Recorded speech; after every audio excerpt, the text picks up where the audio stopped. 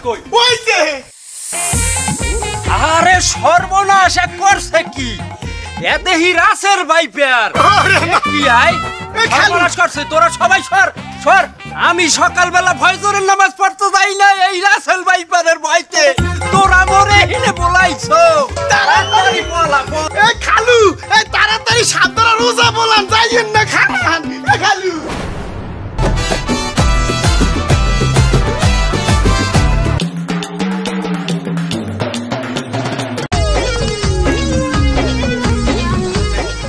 কমে কইছে ভাই ওই নিশা সর্বনাশ হ্যাঁ এই লাডি দেন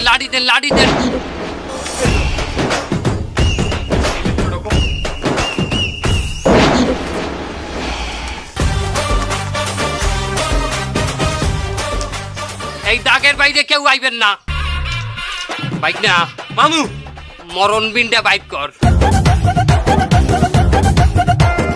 মামু আমি বাজাই আরে তুই পারবি না একসাথে বাজাই তুইবে আমি একসাথে আমি পারমু মামু আমি হিকছি আমি দেখনি তুই যা পারো ওটা বাড়তে বই আমার হুনাইস আমি নিটানটাই হুনমু এটা একসাথে বাজাই তুইবে নাইলে মুখ দিয়ে রক্ত উঠতে মরবি আর রক্ত উঠবে না মামু আপনি দেখেন আমি একসাথে বাজাই আপনি একটু দেখেন বাজা একসাথে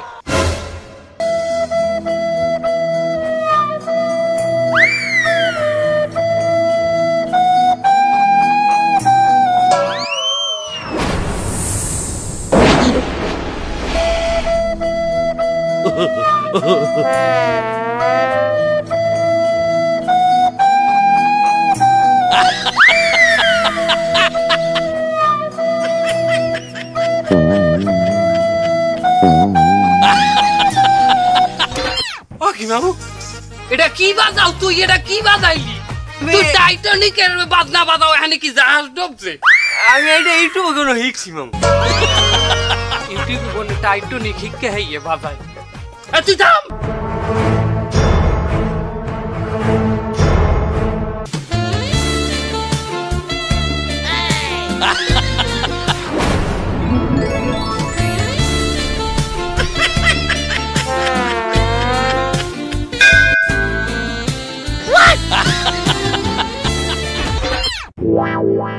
কি বাজান না রোমান্টিক পিন বাজাইতে আছে ওই যে নারা কি হারে দে দে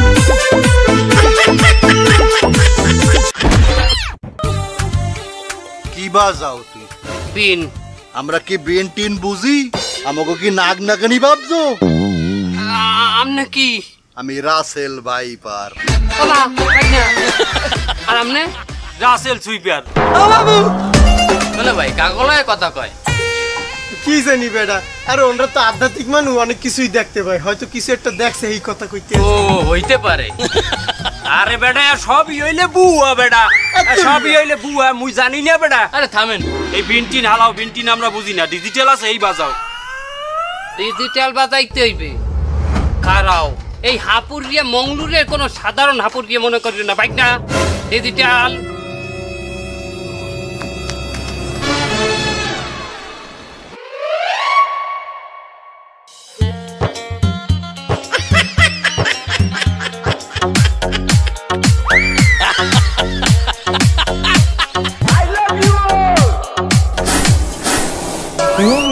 উল্টা কামড় শুরু করছে পলান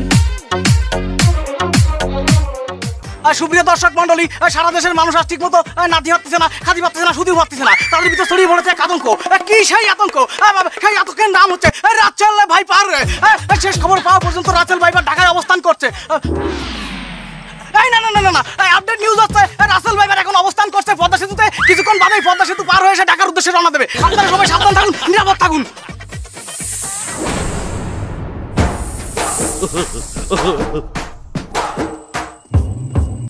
কত বড় সাহস আমার নাম মিথ্যা কথা কয় আমি একটা রাসেল ভাইপার আমি বলে ঢাকার উদ্দেশ্যে রওনা দিচ্ছি আমি ঢাকা যাওয়ার কামটা কি আমার আমি যদি মানুষই কামড়াই তাহলে তো আমার এখন অভাব নাই মানুষ কামড়ানোর। হালার ভালা, আমি পদ্মা সেতু কেন পার হব? পদ্মা সেতু যে টোল, হ্যাঁ দিয়ে আমি 1 বস্তা চাউল কিনতে পারি। আমি সড়ক পথে কেন যাব? আমি তো একটা হাফ, আমি যাব নৌপথে। আমি যে কোনো সময় বুড়িগঙ্গা দিয়ে ঢুকতে পারি। মানুষের সতর্ক না করে আতঙ্ক বানাচ্ছে। আতঙ্ক আমি দেখাচ্ছি তোরে। এই বন্ধু, নিউজ তো আরেকটা করে ফেলেছি বুঝিস, এটাও ভাইরাল। মানুষের ভিতরে আতঙ্ক ছড়াই দিছি। আর দেশের কোনো কি খবর রচনা চো দেওয়ার আমার সময় নেই, আমার খবরই ভাইরাল। রাসেল ভাইপার মানে আমি মানেই রাসেল ভাইপার, দুটোই ভাইরাল।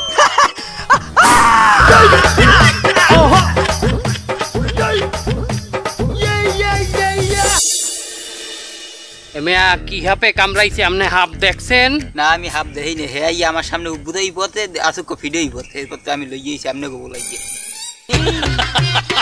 এটা কঠিন হাপ। এ হাপের বিষ উঠাইতে অনেক সমস্যা, আমার নিজেরও সমস্যা হয়ে যাবে এনে। আরে ফির তো এক সাপের বিষ উঠাইতে যাইয়া মামু মরণ দেয় লইলে। হ্যাঁ কেমনে? মামু তো ওই সাপের বিষটা কামড়াই উঠাইছে, তার আরে মামুর ডায়রিয়া হয়েছিল। কি বিষের বিন? ওরে না, মামু যে পাও দিয়ে কামড়াই যে সাপের বিষটা উঠাইছে, ওই লোকের পায়ে আনলে গোবর এতে গুলাই কাম করতে, তার মামু ওই বিষটা উঠাইয়ে কামড়াই গোবর উঠেছে। লাফির কাম এত বর্ণে না তোকে দিতে বলি নাই। এই কর, বিষ লামাইতে দড়ি বাইর কর। এই ধরি মামু, দড়ি বান। পাওয়ার আডু হইতে গিরা তোমায় পেঁচাইতে টাইট করিয়া রক্ত নিগড়াইয়া পায়ের মাথায় দিয়ে ফুটো করি বাইর করমু। পেঁচা মামু মামু নীল হয়ে গেছে ঠ্যাং। এও তো বিষ লামে না। জ্ঞান ফেরে না তো মামু। হ্যাঁ, এদিকে তো পাও তো নীল হয়ে গেছে, আর একটু টাইট দিলে তো পাও এককালে ছিটিয়ে যাইবে মামু। এবার বিষ তো বাই যায় না, তার এখন কি হরমু? রশি ছাড় কি হরমু? কঠিন হাপ। মামু এক কাম করেন, এই যে সাপে কামড়াইছে হারে বলান, ওই আর বিষ নিজে লই যাও। বলান দিলেই আইবে, হাপ তো তোমার দুলা ভাই। ওটা হলো গারু হাপ, বলাইলে সোহাজে আইবে না। আমার মনে কয় যে আপনি বুঝাই শুনেই কইলে পৃথিবীর সবচেয়ে বড় গারু হাপ আইবে। গারুয়া বিন্ডা বাইট কর।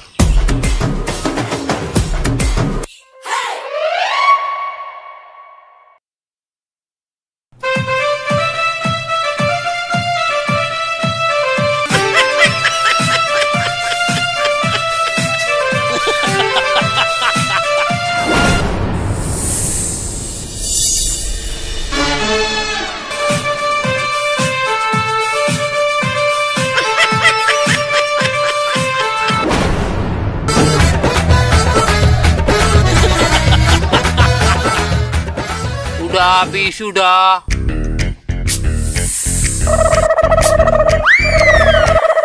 বিশুডাও না কে?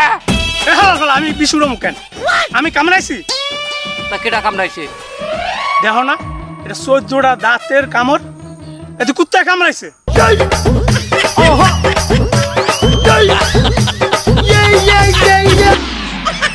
এত বছর আমার লগে কাম হরো, কোনটা হাপের কামড় কোনটা কুত্তর কামড় এটা দেখে বুঝাবি না, আমার হুনাবি না, আমার জানাবি না।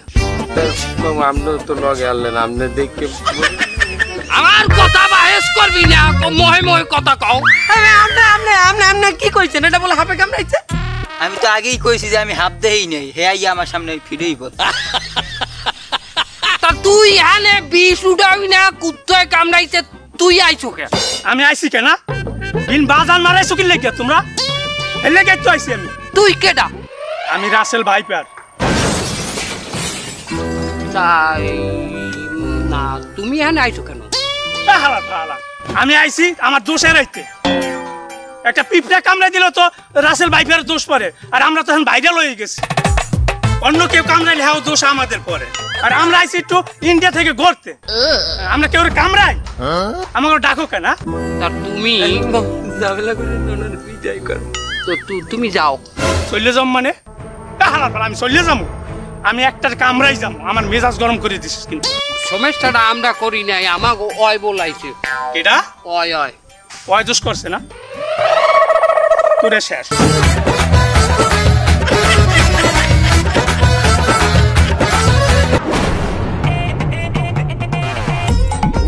আমার পা বলছে কেটা? তোরা কারা?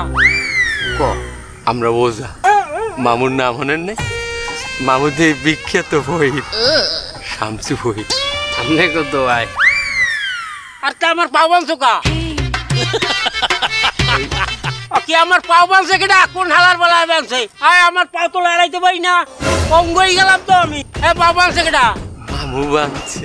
তোর ওজার গোষ্ঠী গিলাই।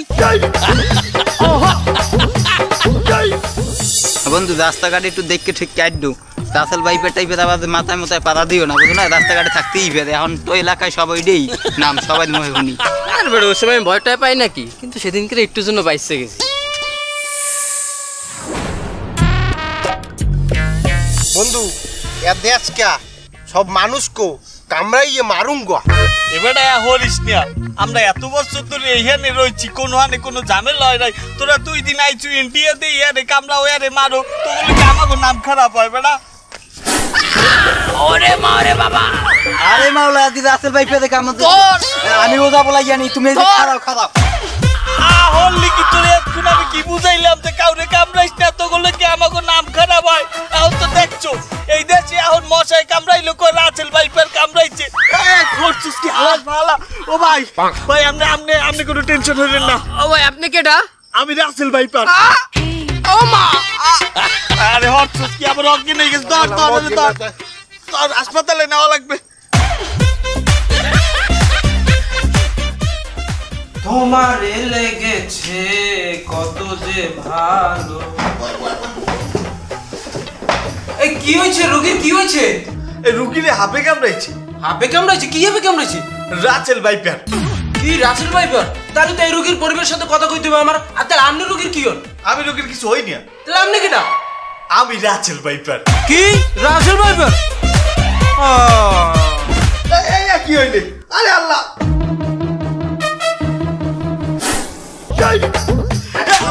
তুই কামড় দিলি কে? তুই একটু আগে রুগীটারে কামড় দিলি, এখন আবার ডাক্তারে কামড় দিবি। তুই আমাকে কি এই দেশে শান্তিতে থাকতে দিবি না?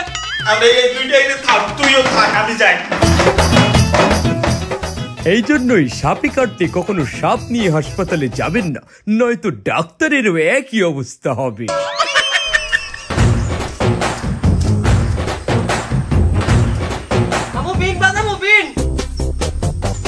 আগুনে সুই পোড়া দাও আর দড়ি লইয়া পাও গিদেই তুইবে। এ জায়গা কি হইতে আছে? একটা লোকের সাপে কামড়াইলে আরে লইয়া যাওয়া লাগে সদর হাসপাতালে, আর তোমরা মেয়া ভাওতাবাজি পাইছো না? তোমরা এই জায়গা ভাইয়া ওজালি শুরু করিয়ে দিছো। আরে তোর একটা কথা কই, তুই একটা কিছু ইলি খালি ওজা বলাই লইয়া ভাই কয়টা পাও তোরে? তোরে কয়টা করিয়ে দেয়?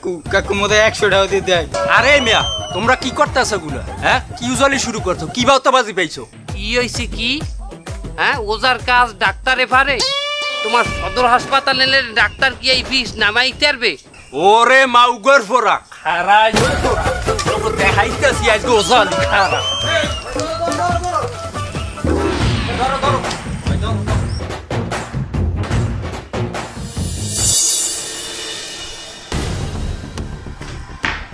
আপনাদের রোগীকে কবে সাপে কামড়াইছে? স্যার 2 দিন আগে কামড়াইছে স্যার।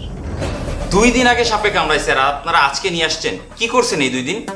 স্যার ওই আমাদের কিছু গ্রামের লোক আছে, এদেরকে সাপে কামড়ালে, কুকুরে কামড়ালে, এই ওজা বদ্ধ এগুলোর নিয়েই সবাই ব্যস্ত থাকে স্যার। আপনারা তো অনেক দেরি করে ফেলছেন, রোগী তো মারা গেছে। কি বলেন স্যার? এই তোর জন্যই যত সব কিছু। তুই এই ওজা নিয়ে বদ্ধ নিয়ে ব্যস্ত থাকি আজকে আমাদের এই রোগীটার এই পরিণতি হইল। আপনারা যদি সময় মতো রোগীকে দ্রুত হাসপাতালে নিয়ে আসতেন আর সময় মতো যদি অ্যান্টিভেনাম দিতে পারতাম, তাহলে হয়তো রোগীকে আমরা বাঁচাতে পারতাম। এই তোর বুদ্ধিতে যদি ওজা কবিরাজের কাছে না নিয়ে যদি সময় মতো আমরা ডাক্তারের কাছে নিয়ে আসতাম, তাহলে আল্লাহ হয়তো এই রোগীটাকে আজকে আমাদের মাঝে বাঁচাইয়ে রাখতে পারত। আমি বুঝতে পারিনি আমার এত বড় একটা ভুল হয়ে গেছে। স্যার এই সকল বিষাক্ত সাপ থেকে আমরা কিভাবে নিরাপদ থাকতে পারি? এই সমস্ত বিষাক্ত সাপ থেকে আমাদের বাঁচার জন্য সর্বপ্রথম আমাদের সচেতন হতে হবে। আমাদের বসত বাড়ির আশেপাশে আঙিনা, উঠান সব জায়গা পরিষ্কার পরিচ্ছন্ন রাখতে হবে। বিভিন্ন ঝোপঝাড় যেগুলো আছে এগুলো পরিষ্কার করে ফেলতে হবে। আমাদের বাচ্চা কাচ্চারা যারা ছোট, এদেরকে সবসময় চোখে চোখে রাখতে হবে, এরা যেন ঝোপঝাড়ে জঙ্গলে না যায়। আমাদের আঙিনা যদি পরিষ্কার পরিচ্ছন্ন থাকে, যে কোনো ধরনের বিষাক্ত পোকামাকড়, সাপ আমরা শনাক্ত করতে পারবো। কিন্তু আমাদের আঙিনা যদি অপরিষ্কার থাকে আর এখানে যদি পোকামাকড় বাসা বাঁধে, আমরা কখনোই সেটা খেয়াল করতে পারবো না। এছাড়াও যারা টিনের ঘর মাটির ঘরে থাকেন তাদেরকে সব থেকে বেশি সতর্ক থাকতে হবে। শুধু তাই নয়, এই সমস্ত বিষাক্ত সাপ বিচ্ছু পোকামাকড়ের হাত থেকে রক্ষা পাওয়ার জন্য আল্লাহ পাকের কাছে আমাদের দোয়া চাইতে হবে। দোয়াটা হলো আউযু বিকালিমাতিল্লাহি তাম্মাতি মিন শাররি মা খলাক। আরেকটা জিনিস দেখলাম, আপনাদের গ্রামের বেশিরভাগ লোক এইসব ওঝা ফকিরে বিশ্বাস করে। এদেরকে এইসব বিষয়ে সচেতন করতে হবে। চলুন সবাই একসাথে এদেরকে সচেতন করি।